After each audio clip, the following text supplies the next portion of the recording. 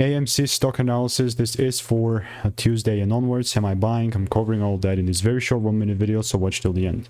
Having done well over 39,000 videos, having spent 5 figures on courses and mentors, more than anyone else in the space, all I'm genuinely looking to do is still hopefully, you know, see some breaks. And today, actually, I've seen beautiful bullish power. Now, talking about this, let me come here. Here's the before proof of me calling out the short sale, but after this, obviously we pumped up.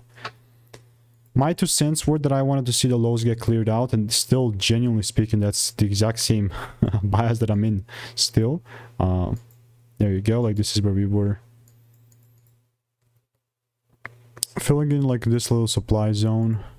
And by any means, I'm not gonna just like randomly short sell, but I'm just saying is it's still that confirmation setup.